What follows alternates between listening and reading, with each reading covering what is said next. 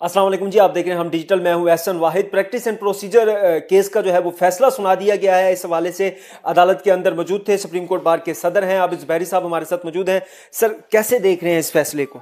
देखिए, जो हमारी कंटेंशन थी, बिस्मिल्लाहिर्रहमानिर्रहीम, जो हमारी कंटेंशन थी कि जी पार्लियामेंट को इख्तियार नहीं देना चाहिए प्रैक्टिस एंड प्रोसीजर पे कानून साजी का, वो बात हमारी कोर्ट ने नहीं मानी। अक्सरियत ने फैसला किया कि प्रैक्टिस प्रोसीजर जो कानून है वो आइन के हिसाब से बनाए।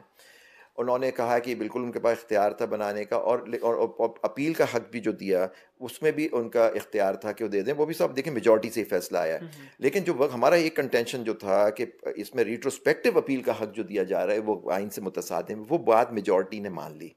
वो 5-2 को डिक्लेयर कर दिया कि वो अनकॉन्स्टिट्यूशनल है, गैर आइनी है। तो जिसके अंदर लोग जो पिछले जो फैसले हुए थे, माने 21 अप्रैल जब से ये कानून अब लागू होगा, वो सब ख़त्म, उस पर अपील नहीं हो सकेगी। अच्छा सर, पिछले जो फैसले हुए थे उसमें अपील नहीं हो सकेगी, तो मियां नवाज शरीफ साहब भी वापस आ रहे हैं। कहा जा रहा था कि इस कानून से उन्हें बड़ा फायदा पहुंचने वाला है, जी तो जी। क्या कुछ ऐसा होगा? नहीं नहीं, अब नहीं पहुंचेगा ना, कि उनका जो पनामा का केस है अब दोबारा नहीं खुल रहा, वो हतमी हो गया है। और उसमें जो कोर्ट ने होल्ड किया था वो फाइनल है। उसमें वो केस नहीं खुल रहा अब। मियां साहब की नाअहली खत्म नहीं हो रही अब?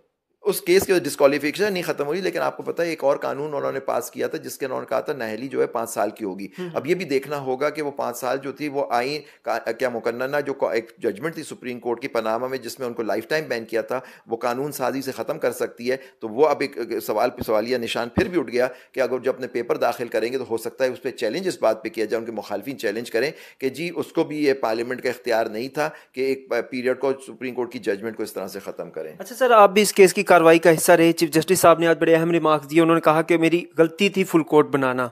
नहीं नहीं, ये मतलब इस तरह से नहीं कहा था। जब ये अपील वाली बात हो रही थी उन्होंने कहा था मैंने फुल कोर्ट बनाया, उस पर गलती ये हो सकती थी कि इसकी अपील, शायद वो बात हो रही थी अपील, इसकी अपील कहाँ होगी, उस पर एक उन्होंने एक रिमार्क्स दिए। और लेकिन देखिए, रिमार्क्स जज के होते हैं, लेकिन फैसला जो लिखा जाता है वो फैसला होता है।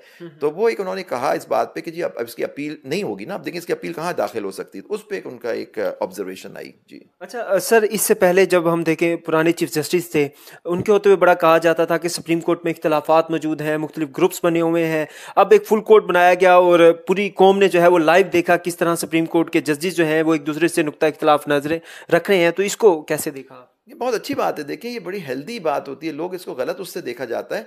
मैं जज हूँ, आप हो, हम एक लीगल पॉइंट पे सब ने हल्फ लिया हुआ है इस आइन को दिफा करने का, इस आइन का जिसके तहत इन लोगों ने, जजों ने भी हल्फ लिया हुआ है, मुख्तलिफ लोगों ने। तो अगर उनके उनका देखिए, इख्तलाफ क्या होता है? इख्तलाफ ये होता है कि जी उनकी अंडरस्टैंडिंग में एक कानून ये कहता है, दूसरे जज साहब के उसमें ये कहता है। तो ये उस पर इख्तलाफ हो सकता है। इसका इख्तलाफ तो एक इस तरह का इख्तलाफ तो हेल्दी चीज़ होती है ना। मतलब आपने देखा कि इख्तलाफ एक पॉइंट पे जो चीफ जस्टिस साहब माइनॉरिटी में चले गए, जो रिट्रोस्पेक्टिव 5-2 को जब कोर्ट ने आफ्टर ऑल स्ट्राइक डाउन कर दिया ना, चीफ जस्टिस साहब और 7 जजेस ने उसके हक में दिया 5-2, लेकिन मेजॉरिटी उधर चली गई। अच्छा सर, आज के इस फैसले से एक चीज़ तो वाज़ी हो गई कि पार्लियामेंट जो है वो सादा अक्सरियत से सुप्रीम कोर्ट के मुतालिक जो कवानीन है उन्हें रेगुलेट कर सकती है। इससे सुप्रीम कोर्ट के जो इख्तियारात हैं उन पर क्या फ़र्क पड़ेगा? मैं तो समझता हूँ यही हमें देखें, हम सुप्रीम कोर्ट के बार का व्यू था कि जी अपील दे सकते हैं, लेकिन आप उसमें इख्तियार नहीं दे सकते इस तरह से। लेकिन अब ये सब वक्त बताएगा। हमारा ये है कि जी आपने इसको अब इख्तियार दे दिया है, अब कोई भी पार्लियामेंट अगली दफ़ा आएगी, आपसे कोई इख्तिलाफ होगा, वो आपका प्रोसीजर बना के दे देगी आपको। फ़र्ज़ करें अब आपके रूल्स की क्या हैसियत रहेगा, अगर वो नीचे आ गए तो पार्लियामेंट कल भी कोई लॉ बना सकती है, और क्योंकि आपने कह दिया पार्लियामेंट बना सकती है तो आप उसे देखेंगे। लेकिन हो सकता है कोई ऐसी चीज़ कर दें जो बिल्कुल ही सेपरेशन के खिलाफ हो, तो हो सकता है सुप्रीम कोर्ट आगे जाके उसको डिक्लेयर कर दें।